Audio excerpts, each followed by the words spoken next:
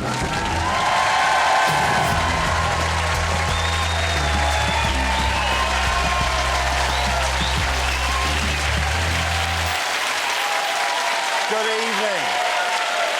and welcome. Yes, that 12-gun salute there tells us it's the last edition of The Apprentice. You're fired, as on Sunday we moved to BBC One and become part of The Apprentice final. Tonight we'll meet the man who just missed the cut on that final, and we'll also be casting a careful eye over the four who are left in the battle for Lord Sugar's £250,000 investment. Hey, you know the really cute thing that meerkats do? You know that thing where they all like swivel their heads together at the same time? Right, you've never seen that? It's a bit like this. I think that when I and the business and industry experts walked in, there was a kind of initial was, oh, this looks interesting.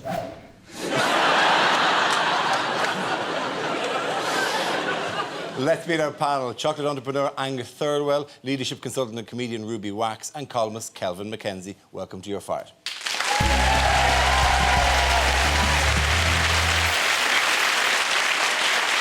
Tonight's task of creating a range of affordable luxury goods led to one candidate melting away. I'm going to have to say that, Adam, you're fired. Thank you, Lord Sugar. I wish you all the best for the future, Adam, and I hope you do well. Thank you very much. And keep in touch. Well done, yeah. Well done, mate. All right. Please welcome Adam Corbally.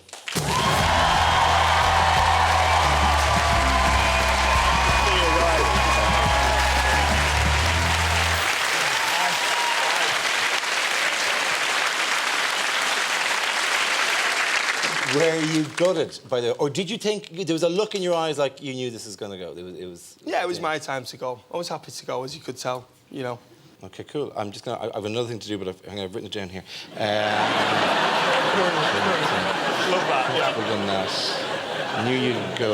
And I was worried about me and Claude Littner. Yeah, I know, yeah. Oh, it says QVT. OK. Let's take a look at why your apprentice journey ended tonight. I'm feeling really confident. We went to a boutique chocolate shop. Did you talk through the business model with this guy? They spent their time tasting chocolate. They failed. Wow. Our vision is a big vision. Everyone knows what they're talking about. Everyone knows the way the picture's going to go. As soon as you all opened your mouths, it started to go downhill a little bit. Ideal for Christmas, birthdays, Easter, and Valentine's Day. No real plan, no attention to detail. There's no way on the planet that it will be me that goes tomorrow. No way. Adam, the shrewdness, the awareness, the getting the plot, and that's maybe where you're a little bit lacking. OK, we'll start with a number of things. Firstly, you love a tasting, don't you? Absolutely. Yeah. If you get any chance to tuck in, right? Yeah. We've seen you get hammered in the past on this show. Right? Indulge. Yeah, Indulge. Exactly. But really, it was that nervousness, I think, at the pitch was a large thing. I mean, what? The pitch was terrible, let's face it, and it was. But we had no time to practice. You know, Jade and Nick were very hard to work with in the last task, and they were, you know. And when it came to practicing the pitch and who's saying what, they didn't want to know. But this was a sales task. You're selling the brand, you're selling the concept. Well, yeah, I set the shop up, the shop looked great, and, you know, I did well on the day with the people face to face. But, you know, probably the business model was wrong. I mean, Mr. Strategy let me down, didn't he, Nick? You know. I'm bringing you back to your bit. OK. Yeah. Sorry, I thought it was in a boardroom. Yeah. But there was an element to which it's something that you've done so well. Sure. And like you haven't had that cough before. That you had the COVID. Yeah. It was a nightmare. It was. You know. I mean, we were all very tired. But when you've got like a day to get ready, you know, and you obviously I'm talking about chocolate. What do I know about chocolate? I don't really eat it unless it's free. Unless it's free. Yeah, it's crap. OK, we'll get to some of those issues. Angus, where do you think that this proposed chocolate business fell apart?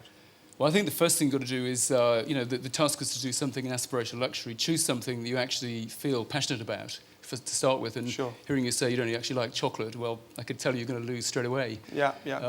You know, and the other guys chose hair grooming products, and you can see that they certainly buy a lot of that. Both good-looking boys, yeah. But I think to build an aspirational luxury brand, it has to have some sense of purpose, some passion behind it. Also, it has to be differentiated. And, you know, all the stuff that you were flogging, I've seen everywhere before. And the cost, by the way, was there an issue list in terms of price points and costs? And all? Yeah, you need to have a sort of entry-level pricing that sort of entices people into to try your stuff out, and then through that they can work out how good you are.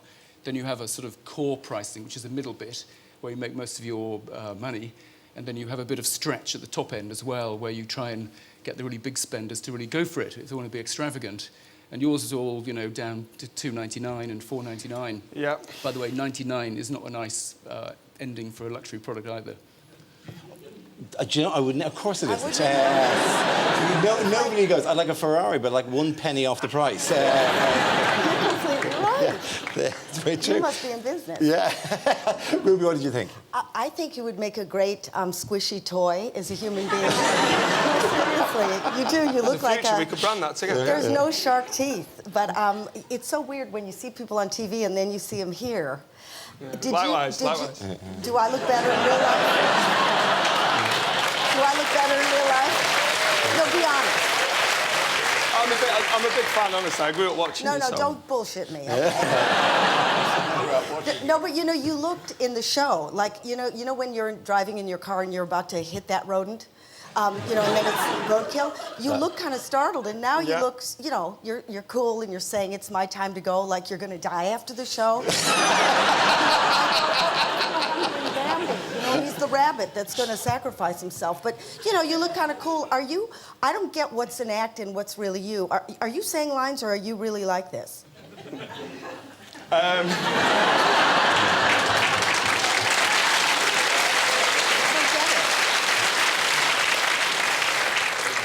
No, this is me. What you see is what you get. Yeah, Absolutely. this This is is me me, yeah. Kelvin, what do you think? Well, I'm very disappointed that Adam hasn't gone through, because actually I don't agree with Lord Sugar at all. I thought the other lot were a dull load of spuds who, and what they produced, not in 1,000 years would get me in. So I'm very sorry that you're going home, even although you're not, Adam. Thank you. Let's talk about the one who got away, because Nick has sailed fairly painlessly through this process, but he was put under a bit of pressure in the boardroom tonight. Nick, you got a coffee shop already? Yes, so I mean, you could say, you know, similar to the brief you've asked for. You were thinking of doing high-quality hot chocolate. I did try, but I failed. We didn't try that hard. I think it's a massively underserved market. Yeah, but I'd like a bit of everything. I would have thought you would have been more persuasive. I am. You know, I'm expecting some difficult questions today. What have you decided on your recommended retail price? $4.99? Did you pay $4.99 for them, yeah? You know, maybe you're right. Maybe $2.99 is nearer. $2.99 or Yep. $4.99? Exactly. I'm still at sea as to why you didn't step in and assert some authority. Yeah. You win the task, you don't get fired. Simple as that. Quick question is, in the house, how often did Nick eat his breakfast in a shed at the bottom of the garden? It was a bit of a weird shot, weren't it, that morning? I think he wanted to be on his own. OK, yeah. But were you disappointed with him? Do you think he should have been the one to go? I said in the boardroom he fluked it to the final, and I stand by that, really. You know, he was quite fluky. He was on the winning team a lot. Now, now, let's contrast this with your reaction when you were asked to pick one person to be in your team a couple of weeks ago. Yeah, but he's a techie guy, and we needed a techie guy. If my You were laptop, jumping up if and my down. laptop Like, go down, Nick. I'd phone Nick, and he would fix the laptop. Yeah. Business, I won't go into business with him. Right, OK. Angus, how did you think Nick did? Let's get to how did you think Nick did on this? I think to be a successful entrepreneur, you have to demonstrate some sense of commitment. And I must say, I haven't seen that from Nick at all. He's been a bit like the Invisible Man. With you, you know, Adam, you're full of, you know, full of passion, full of commitment. You throw yourself in wholeheartedly. I think everybody likes that about you. Thank you. Yeah. From week but one, Nick was always a bit in the back, you know, trying to sort of he get was himself in the back seat. Yeah. I sailed to the final 5 on a yacht. Nick went in a stealth-submarine, and he did.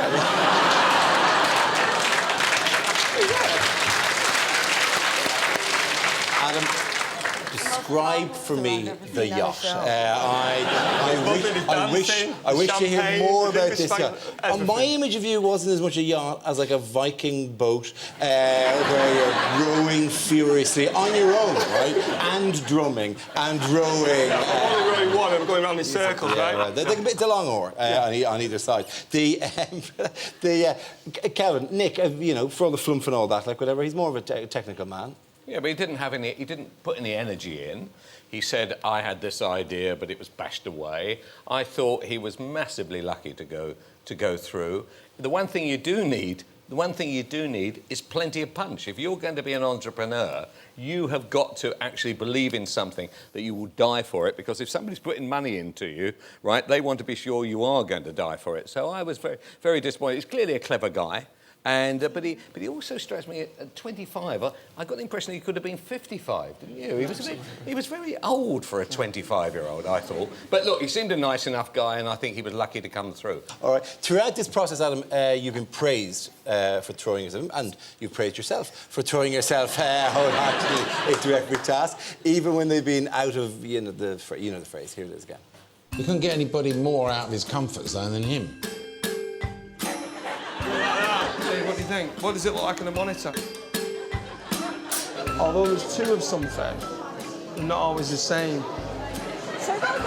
It's the same, but it isn't the same. If we do that too vigorously, it will go down the wrong way. It's not this, it's not this, it's not here. It's this. Do we need any choreography doing, any directing? I do worry about him. It started off like a bit of a nutter. But, you know, it's really actually moulded his way into the process. Everyone finds his task a bit of a challenge. I mean, but a lot was made of how difficult it would be for you. I know, yeah. Did you find that a bit patronising? You know? No, I mean, I was always out of my comfort zone, but I was always comfy.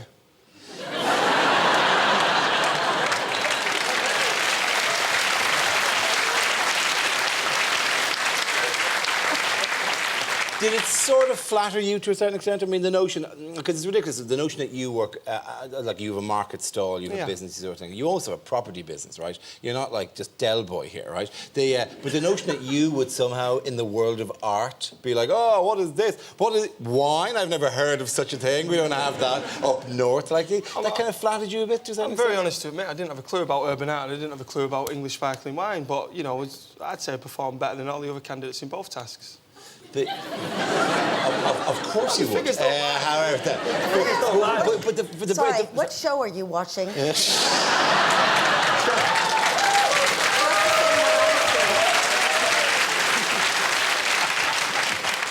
The English sparkling wine, your recollections may be hazy. Because we did see a lot of you enjoying a lot of English sparkling wine. I had a ball, absolutely. Oh, what you're telling me. It was like, oh, I love you, Tom. I love you, man. You're my best friend. There's all that kind of thing going on. But what qualities do you think that Adam was demonstrating throughout the process? I think you showed a great quality in sort of getting stuck into something and then adapting and learning very quickly. And I think that's one of the models of how you can be successful as an entrepreneur. You know, you just get some traction, get into it, and, you know, most markets are moving at such a dynamic pace these days that you have to keep evolving your business anyway. Sure. And so, you know, you are a quick learner, you're likeable, and I think, you know, to exhibit leadership, you need to be straight and somebody that people would like to follow as well. Yeah, role model, motivator, and that's what I tried to do. You're not quite there yet, but keep Thank you, mate. Yeah. You left that out, so I just thought I'd throw it. Gandhi by the end of this interview brought peace to the Middle East. What's that? Yeah, but this notion of the out of my comfort zone thing, is that it's a handy stance to take, surely? You mean the fact that he's in total denial and delusional about what he just did on the show? That he's saying he's out of his... We're all out of our comfort zone. Yeah, I mean, but what I want to know is, what do you mean you're out of your... You know, business is not about feeling all squishy and gushy inside. Oh, of course. I've been in business a long time. I don't get why you're so lackadaisical rather than, you know, where's your razor teeth? I wouldn't say I was lackadaisy at all. You know, I always got stuck in. It's coming across. Well, now I am, because we're chilling out and we're on a show. But in the process, you know, in the process of it... You don't chill out. It's a TV show. This is a show. You gotta be up on this, well, okay? this is... What do you like? You chill we're out not on task, television? this isn't the ballroom. Yeah, okay, well, whenever you guys are ready. You know, every morning in the task, I mean, if you ask any of the candidates, you know, I was the guy they wanted on the team because I was aggressive, I was determined, I was motivational, you know. We might not always won, but we always had a laugh, so...